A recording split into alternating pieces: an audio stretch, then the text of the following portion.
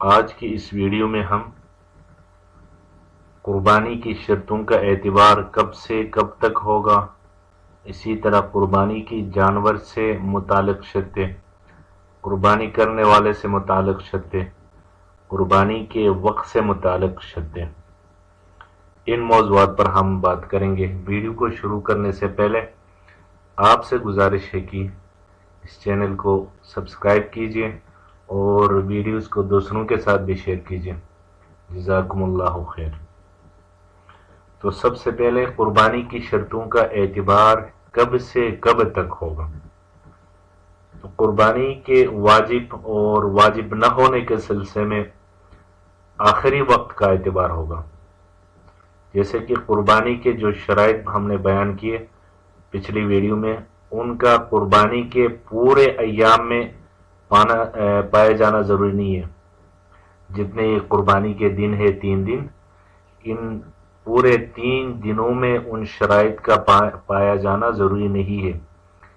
بلکہ آخری وقت کا اعتبار ہے۔ لہذا 12 ذو الحجہ کی شام کو سورج ڈھلنے سے پہلے اگر کوئی کافر مسلمان ہو جاتا ہے یا مسافر تھا وہ اپنے منزل تک پہنچ جاتا ہے، مقیم ہو جاتا ہے، یا کوئی فقیر تھا تو اس کو مال مل جاتا ہے، وہ مالدار بن جاتا ہے، یا نابالغ تھا وہ وقت ختم ہونے سے پہلے بالغ ہو جاتا ہے، یا کوئی غلام تھا تو اس کو آزادی ملتی ہے، تو ان تمام صورتوں میں اس پر قربانی واجب ہو جائے گی جبکہ وہ مالدار ہو، یعنی آخری وقت میں وہ مالدار ہو گیا اور اس کی جو واجب نہ ہونے کی جو شرطیں تھی وہ ختم ہو گئی اور وہ شرائط اس میں پائی گئی جن کی وجہ سے قربانی واجب ہو جاتا ہے، تو پھر اس شخص پر قربانی واجب ہوگی۔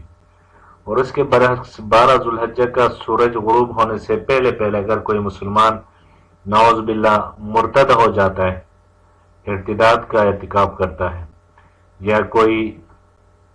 مقیم بندہ تھا اور وہ سفر پہ نکل جاتا ہے، یا مالدار تھا لیکن وہ غریب ہو جاتا ہے، فقیر بن جاتا ہے، تو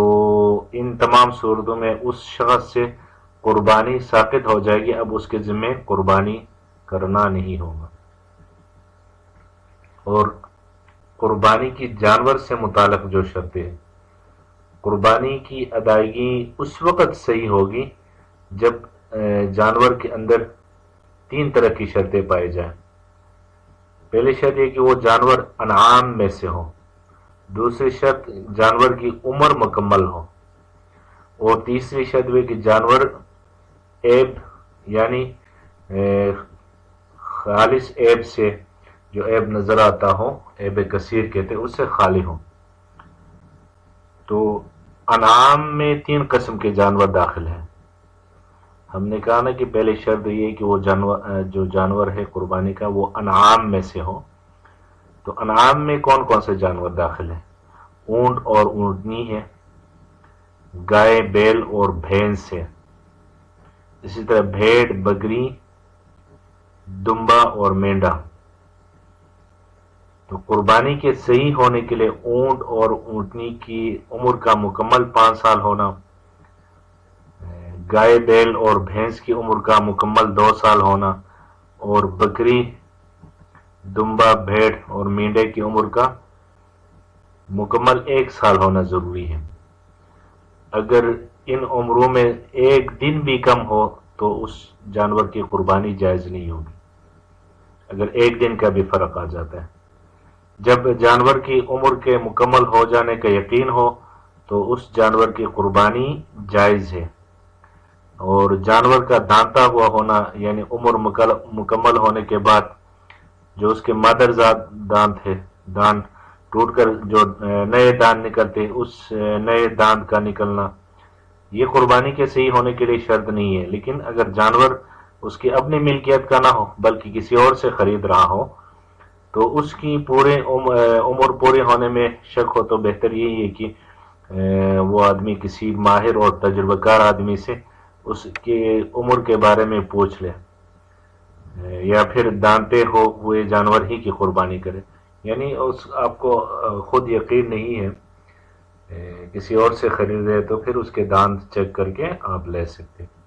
لیکن آپ کو پتہ ہے تو پھر وہ دانت دیکھنے کی ضرورت نہیں۔ اگر دمبا کم از کم 6 ماہ یا اس سے زیادہ کا ہو اور اس قدر صحت مند اور موٹا تازہ ہو کہ دیکھنے میں مکمل 1 سال کا معلوم ہوتا ہو، اور اس کی پہچان یہ ہے کہ اگر سال بھر کے عام دمبوں میں اس کو چھوڑ دیا جائے تو دیکھنے والا انسان ان میں عمر کا فرق بالکل نہ کر سکے، تو 1 سال مکمل نہ ہونے کے باوجود اس دمبے کی قربانی بھی جائز ہے، لیکن اگر 6 ماہ سے کم ہو تو پھر کسی بھی صورت اس کی قربانی درست نہیں ہے، چاہے دیکھنے میں وہ کتنا صحت مند اور موٹا کیوں نظر نہ آتا ہو، پھر بھی اس کی قربانی جائز نہیں ہے۔ اور یہی حکم بھیڑ اور مینڈے کا ہے، اگر وہ بھی 6 ماہ کا اور خوب صحت مند ہو، تندرست ہو، جس کی وجہ سے اس کو دیکھنے میں سال بھر کا معلوم ہوتا ہو، تو اس کی قربانی جائز ہے۔ البتہ بکری اس رخصت میں شامل نہیں ہے، چنانچہ بکری کی عمر 1 سال، بکری اور بکرے کی عمر 1 سال سے 1 دن بھی کم ہو تو پھر اس کی قربانی جائز نہیں ہوگی۔ البتہ دمبے اور بھیڑ کی عمر اگر 6 مہینے سے زیادہ ہے اور دیکھنے میں وہ سال کا لگتا ہے تو پھر اس صورت میں اس کی قربانی جائز ہے۔ قربانی کرنے والے سے متعلق جو شرطیں ہیں، جن شرطوں کا تعلق قربانی کرنے والے سے، وہ 3 شرطیں ہیں۔ پہلی یہ کہ قربانی کی نیت سے جانور ذبح کرے، دوسرا یہ کہ جانور ذبح کرنے سے پہلے ہی قربانی کی نیت کر لیا ہو، اس نے جب جانور خرید رہا تھا یا رکھ رہا تھا اس وقت بھی اس کی نیت قربانی ہی کا ہو، اور تیسری شرط ایک بڑے جانور میں ایسا کوئی شخص اس میں شامل نہ ہو، شریک نہ ہو، جس کی نیت قربانی کے بجائے صرف گوشت کھانے کی ہو، یعنی تمام جو شرکاء ہیں ان سب کی نیت قربانی کرنے کا ہی ہو۔ قربانی کے وقت سے متعلق جو شرطیں ہیں، تو قربانی کی ادائیگی اس وقت درست ہوگی جبکہ قربانی ایام النحر میں کی جائے۔ ایام النحر جو قربانی کے دن ہیں، ایام النحر کا وقت داخل ہونے سے پہلے یا اس کا وقت گزر جانے کے بعد جانور ذبح کرنے سے قربانی کی ادائیگی نہیں ہوگی۔ پس شہر والوں کے لیے عید الاضحیٰ کی نماز سے پہلے قربانی جائز نہیں ہے، اور دیہاتیوں کے لیے اگرچہ عید الاضحیٰ کی نماز سے پہلے بھی قربانی جائز ہے، مگر ان کے لیے بھی یہ ضروری ہے کہ 10ویں ذی الحجہ کی طلوع صبح صادق کے بعد ہی قربانی کریں گے، کیونکہ دیہات میں عید کی نماز نہیں ہوتی، تو جہاں پہ عید کی نماز نہیں ہوتی، جن علاقوں میں یا جس گاؤں میں،